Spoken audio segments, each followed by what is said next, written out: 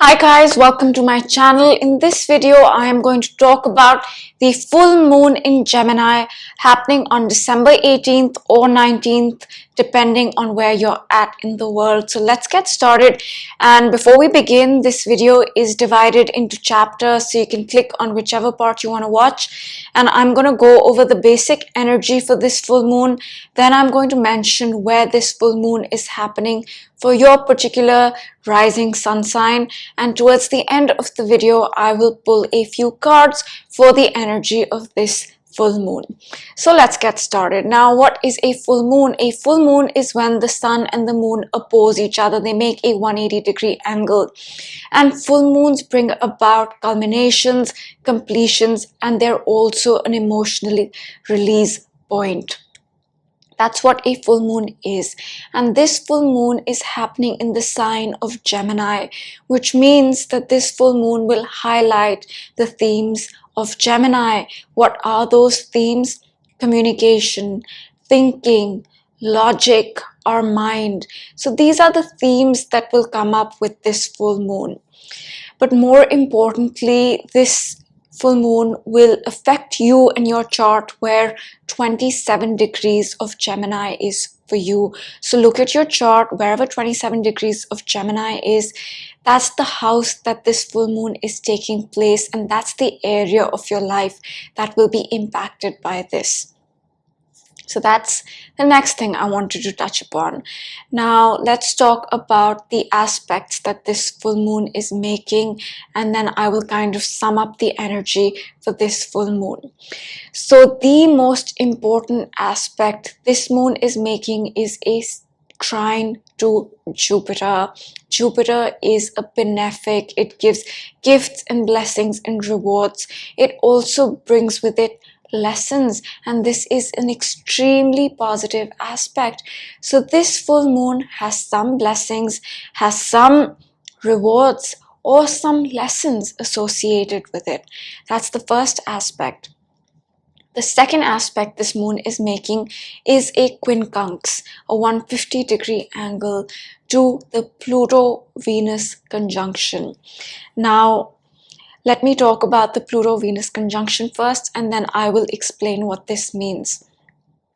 So Pluto and Venus have been almost conjunct for some time now, because Venus is going to go retrograde on December 18th or 19th, depending on where you're at in the world. So it's just about to go retrograde. And since December 4th, with the new moon solar eclipse in Sagittarius, we have been working on transforming our Venus things, transforming our relationships, projects, self-worth, and values and skills. And we will continue to transform these things for a month or so, because Venus is going to retrograde, and then we are going to review and assess these things as we transform them. So it's not a transformation that will take place now, or that took place before, or will take place even in the next week. It's a slow transformation, but we are working on it, and we will work on it for a month or two. Now, how this full moon fits into this is that this conjunction that is requiring us to transform our relationships, projects, self-worth, values, and skills is in a quincunx with the moon, which means that we will need to align something in our thinking, or in our communication, or in our mind, or in our immediate environment, so that it aligns with these transformations that we are making in other parts of our life, such as relationships and projects and self-worth, values, and skills. So for example, now this is just an example. Maybe you started a project, Venus, right? And now you're saying, okay, I need to adjust it. I need to do it a little different. I need to add this thing to it. I need to get rid of this thing from it. And you're working on that, but you're not sure right now. You're just assessing, you're reviewing things, you're going back and forth, you're thinking about it. But with this full moon, you might need to change maybe your communication, maybe your thinking, maybe your logic when you think about the project you want to transform. So it's something like that. So there will be some adjustment to our thinking, communication, immediate environment so that we begin to align it with the transformation we are making to our projects, relationships, self-worth, values, and skills. That will take a month or two to come about. It could also be maybe you are changing up a project, right? And then you say, okay, I need to adjust my office, or I need to adjust where I work so that it's more conducive to this adjustment I have made to this project. So simple things like that. So that's the next important thing about this full moon, that it will require us to adjust our thinking, communication, or immediate environment so that those align with the changes we are making to our projects and relationships, which will take some time to come about.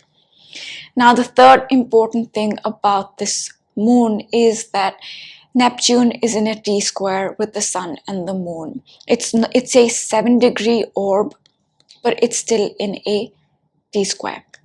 Now, this can bring about confusion, right? Because Neptune is the planet of confusion. It clouds our thinking. It can make things foggy. It can lead to deception.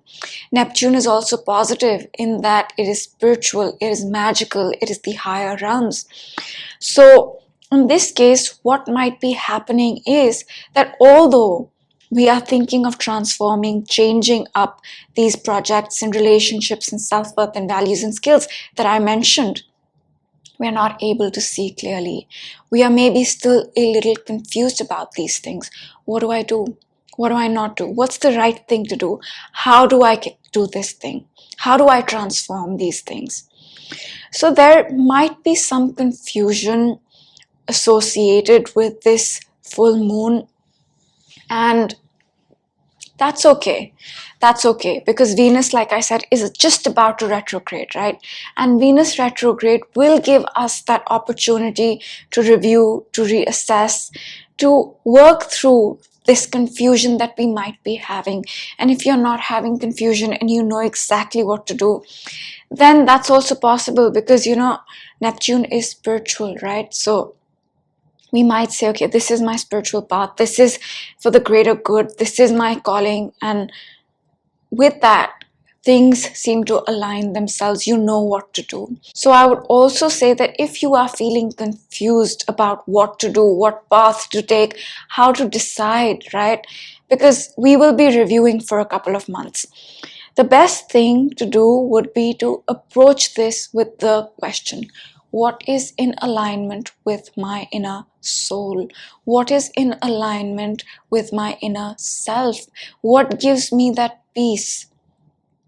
And that might be the starting point for you to find some clarity as to what to do, how to transform, how to go about things. Now, the next thing that I want to talk about that is happening as this full moon is taking place is the Saturn-Uranus square. In 6 days' time or 5 days' time, 6 days' time, December 24th, the Saturn-Uranus square is going to come exact. Now, let me explain this. If you're watching me for the first time, this might help you understand what the Saturn-Uranus square is. Now, Saturn and Uranus are two very heavy energies, right? And they don't square, they don't make a 90-degree angle very often. The last time this happened was in the year 2000, 21 years ago. So it's a rare energy to feel. It's a rare thing to go through.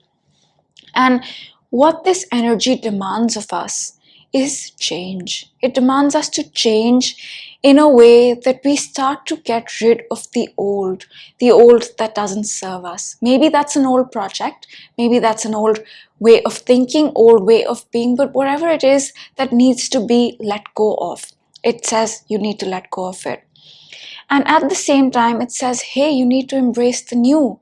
You need to embrace your truth. You need to embrace your uniqueness, Uranus. So this is that energy. And this energy very simply is about getting rid of the old, embracing the new, getting rid of the mask that we all wear. We all wear a mask, right? In many ways. If you don't, then that's great. But most of us have this protective layer, that protects us from showing ourselves to the world. But this energy is saying, no, get rid of that mask. It's okay to be who you really are. So that is what this energy is asking, right? And this energy was at its peak in Feb, then in June, and now will be on December 24th. And we are feeling it. We are feeling it now as this full moon is going on. So we are feeling that intensity of getting rid of the old and embracing the new. And because it's a square 90-degree angle, it feels difficult. It feels like there's a lot of pressure. So we did a lot of this work of changing, transforming in the month of Feb. We started it in a powerful way. We started it. Then in June, it was the second step in that process. And now is the final step in that process of getting rid of the old and embracing the new. Although we will continue this work into next year, but this is the final square. They will not square exact next year. This is the final exact square, which means that this is the most important step in embracing the new and getting rid of the old and embracing your unique, authentic self. And this full moon will help us do that. It will help us do that, right? And in many ways, it's also a coming of the full circle, you can say, of the energy that was in the month of June, right? June 10th or 11th, depending where you're at, there was a new moon solar eclipse at 19 degrees of Gemini. Now that eclipse was also in a square to Neptune, which means there was a beginning at that point. There was a new energy at that point, but that energy was confusing. And it was also during that week, June 10th, 11th, and then on June 14th, Saturn and Uranus squared for the second time, right? They squared for the second time. So that's the week a lot of this seeding took place of this new energy that in many ways is now reaching its final point, reaching its culmination point. But this is not the end. Next year, we will continue this work. Saturn and Uranus will still be in a square, and Venus is going to be retrograde, asking us to review these transformations, changes that we are making for at least a month, 40 days more, right? So that's something to be mindful of, that this is the final step in that Saturn-Uranus square energy. It's also the closing out, the culmination, the peak point of the energy that came into our lives in the month of June, June 10th and June 14th, especially those few days. Those were very intense days. A lot of changes took place. New energy came in, and now is the final culmination of that. So that's the next thing that I wanted to mention. Now moving on to the next important thing, that on this full moon, Mercury is going to be squaring Chiron. Mercury is the ruler of Gemini, where this full moon is taking place, and it is squaring Chiron. So what this means is that we might come face to face with our pain on this full moon. It's not negative. We will have to face these fears, face this pain that we have, to move past it, right? Because that's also an important step in letting go, which is what we are doing so powerfully. Letting go of the old, embracing the new. And sometimes we have to come face to face with those wounds or that pain to move on. And that's what's happening. So it's not going to be very powerful that, oh, I'm feeling this very intensely. No, there might be something coming up in your mind or in your communication, Mercury, about the past or about the pain you've been through or about the wounds that you have, so that you can heal yourself and move on. But the healing has to come from you, right? Chiron is the one that healed himself, right? So you have to heal yourself. That's another thing that's going on. And the reason I say the past can come back up in communication, and it's an important release point, an important point of letting go as well, is because Mars is almost conjunct the South Node. Mars is at 4 degrees of Sag at this point, and the South Node is at 1 degree. It conjuncted the South Node last week, or coming into this week early on, but it's still 3 degrees. The orb is still 3 degrees, which means that in a very powerful way, we are reviewing the past after 2 years. Mars conjuncts the South Node once in about 2 years. So after 2 years, we are going through a process of catharsis, of release, of revisiting the past so that we can review it. And Mercury square Chiron can be just tied into this energy, which is saying communicate about it, think about it logically, and let all these wounds and all this pain go. So that's what's happening as well. And I think I have pretty much covered all the aspects this moon is making and what's going on in the chart in the background. And very quickly, I will sum this up in a few sentences to make more sense of it. And then we'll move on to the sun rising sign section for this video. So overall speaking, this is a positive full moon. Jupiter is trining it. It's a positive full moon that will bring blessings, healings, rewards, gifts, and lessons. It will require us to transform perhaps our thinking, communication, or something in our immediate environment to align with the changes that we have been working on with our projects, relationships, or just how we feel about ourselves since December 4th, and which we will continue to work on for the next month or two. We might feel slightly confused as to what to do, which path to take, and that's okay, because right now we're figuring it out. And the question you can ask yourself is, to relieve the confusion, get rid of the confusion, is this in alignment with my inner soul? Is this in alignment with my calling? Is this in alignment with my higher good? Is this in alignment with the universal love and compassion for all beings? All these questions are good starting points for you to figure out and navigate the confusion if you're having that. It will also be an important step, the final step, you can say, in the work that we have been doing all year, in embracing the new, getting rid of the old, in embracing a unique identity and removing that mask that we all wear. It's the final step, but it's not the end. The end will come next year when Saturn and Uranus will stop squaring, but that'll be the end of next year. So we still have time, but this is like the final step, right?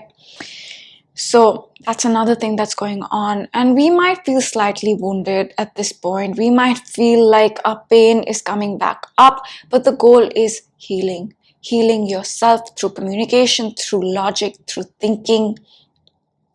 And this might also come about, the healing might also come about quite suddenly, right? With insights and epiphanies. Maybe you're just feeling something or thinking about a past event or something about the past, but suddenly you have a realization and you feel healed.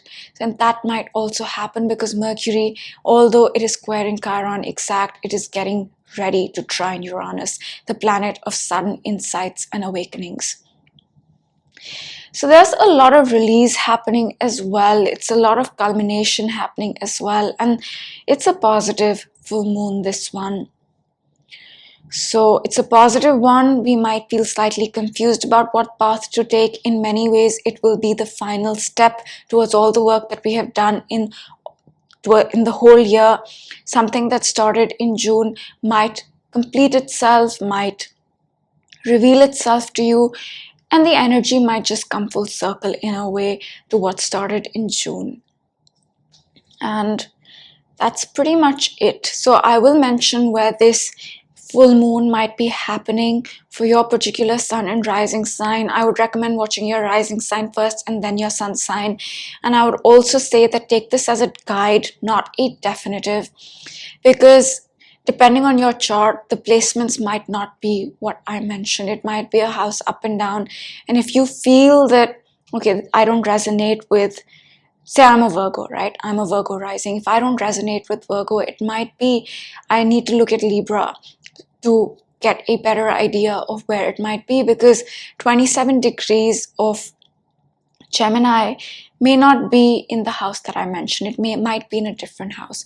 So the best thing is to look at your own personal chart, 27 degrees of Gemini and that Sag axis, to know where this energy is happening for you.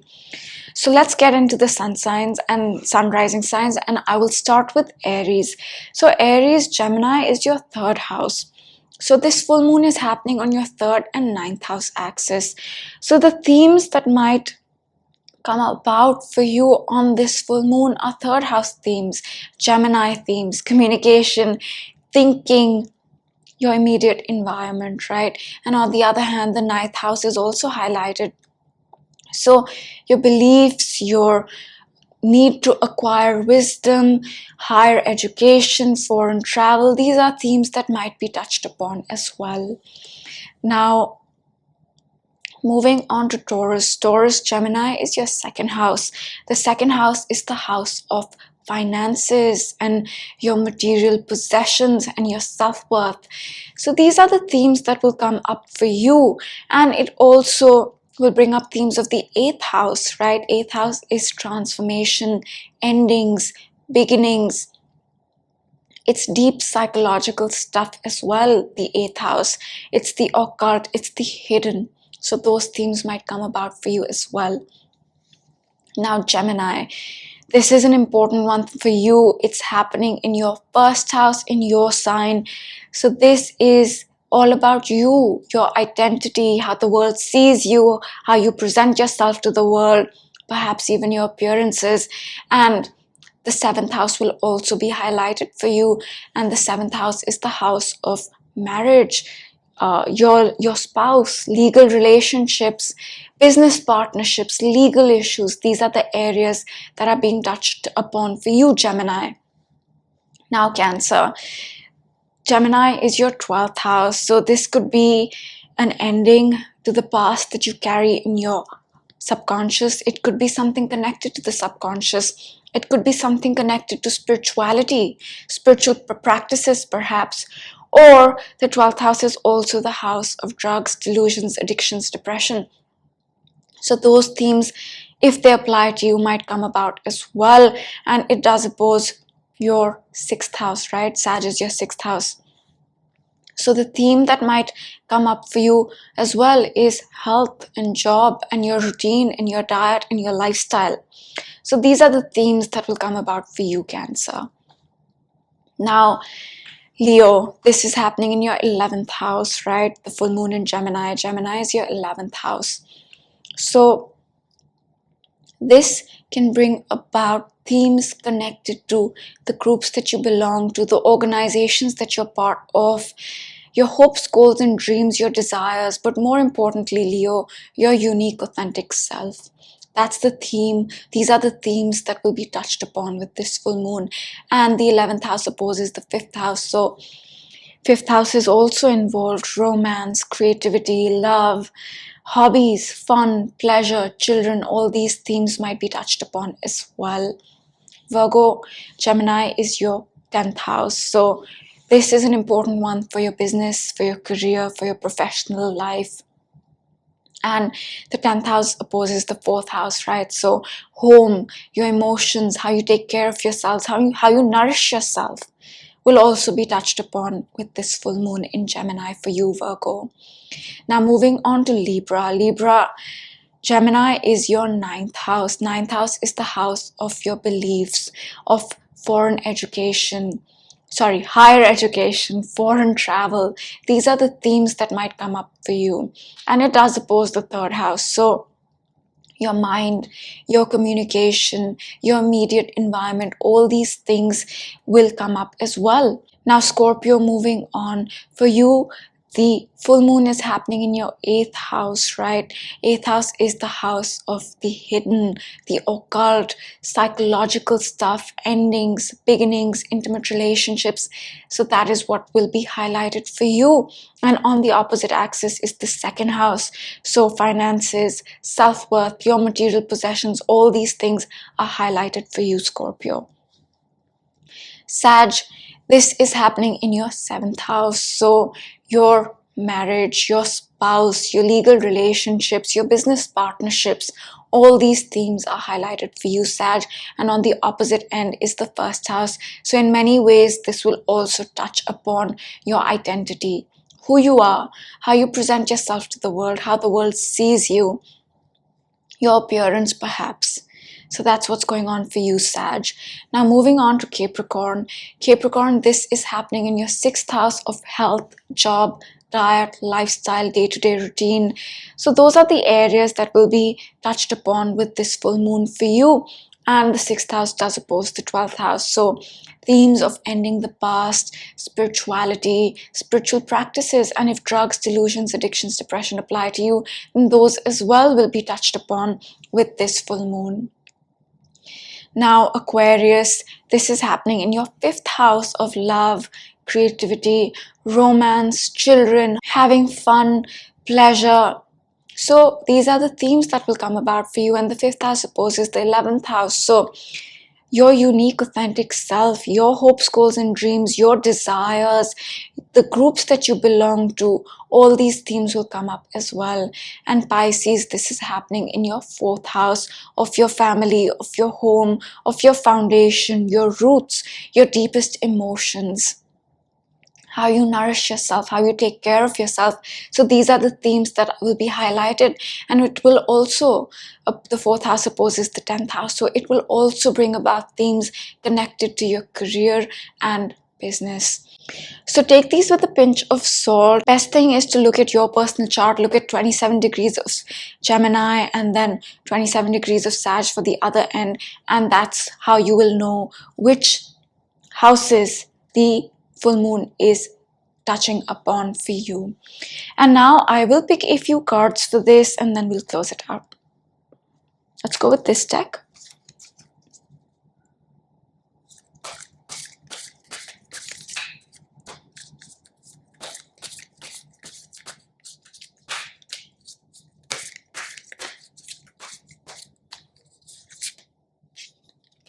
It says trust. I think this card is asking us to trust, because there can be some confusion, right? With the square to Neptune, there might be some confusion, but trust in yourself, trust in your instinct, trust in your inner self on this moon if you are confused. And this could also be a trust in the universe, right? Let's go with one more.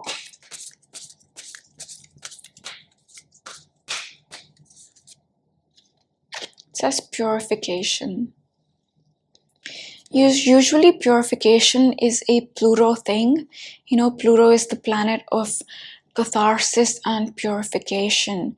And Pluto is in a quincunx with the moon, right? So maybe in some ways, it's not just transformation that we need to go through. Maybe it's a purification. And this could be a purification of our emotions, right? Because Mercury is squaring Chiron and the South Node, Mars did just conjunct the South Node. And all that is about healing, it's about letting go, and Pluto is catharsis as well. So maybe we need to release some emotions so that those emotions don't hold us back, they don't block us anymore, to purify in that sense. Let's go with one more.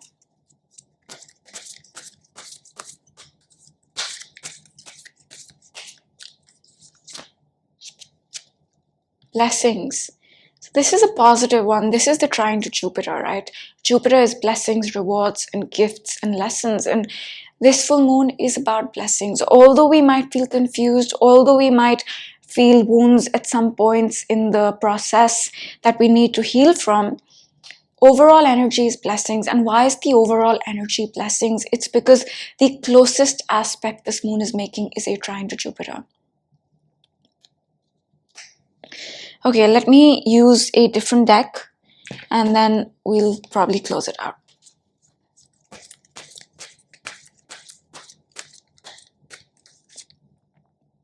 Observer. And I think this is the fact that Venus is just about to go retrograde. Right now, we are reviewing, we are assessing, we are pondering, right? We are observing in many ways what's going on, what changes we need to make. because it's going to take some time to come about. So I think this is referring to that energy. And this card, purification, is definitely release. Full moons are representative of emotional release. So this is an emotional purification, which we have been going through since, honestly speaking, the new moon in Scorpio, which happened on November 4th. It's been a very intense energy about emotional release and letting go. And the new moon solar eclipse in Sag on December 4th started new things, right? But this is also asking us to release. Okay, I'm going to pick one more. Let's go with this deck.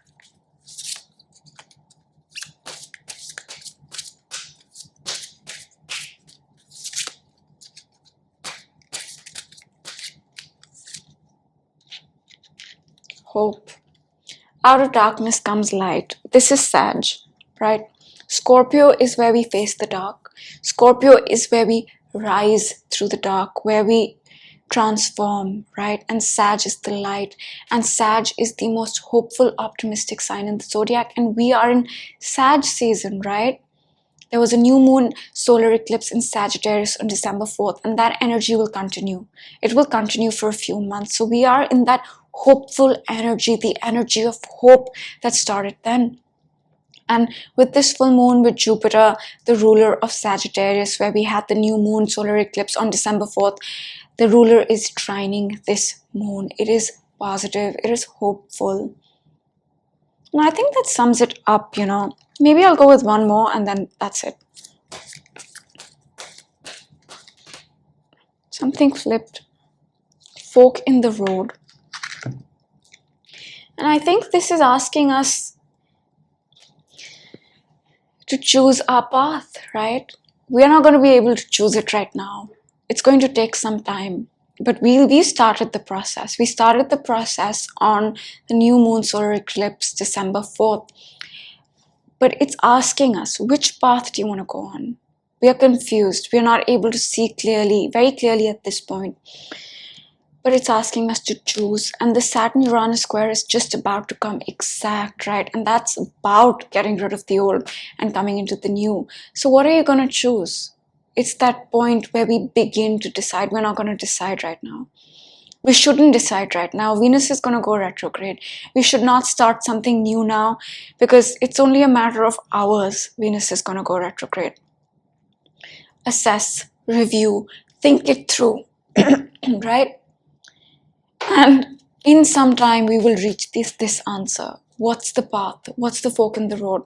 Although this is the last time Saturn and Uranus are going to square exact, next year we're going to feel the energy as well. Not as intensely, maybe that it's not going to come exact, but we'll feel it. So this is not the end of the road. This is the beginning of that transformation in many ways, right? The final step.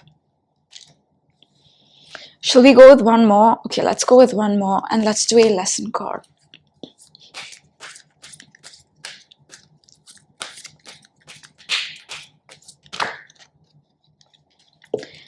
Surrender. I can release my need to control. And I think that sums it up. We need to surrender, right? We need to surrender because things are happening. There are blessings. So let me just go over the cards once more to kind of put it all together and then we will close it out. So I would say that we need to surrender our need to control, right? When we surrender our need to control, we can also start to embrace the new. Often we hold on to the past because it's easy to control, right? In many ways, we are used to it. We feel comfortable there in the past or the old, and we can control it, or we feel in control rather. But stepping into the new, stepping into the unknown is uncomfortable. But if we surrender, that process happens quite easily. I'm a Virgo rising with a lot of energy in Capricorn. I understand the need to control. I understand that I'm like that. I want to make lists and I want to control every part of my life, but sometimes it's just not possible. And sometimes when I've let go of things, right? new things have come into my life that I couldn't even have imagined. So surrendering is a good thing. Trust in the universe. Surrender and trust. This is the same thing. And observe what's happening. Don't decide right now. Observe, because there is something we need to decide about, right? There is something. We will start the decision now. We will start the transformation now, which will take some time to come about. And there is hope. It's out of the darkness. We are out of the dark. It's not been easy the past 2 years, especially, I would say, since 2018, it has not been easy. Okay, it's not been very easy for all of us, but out of darkness comes light. So there is hope. There are blessings, Jupiter, and we need to purify our emotions. We need to let go of things. So that sums it up really well, and I hope you guys enjoyed this video, and I will see you next time. Bye.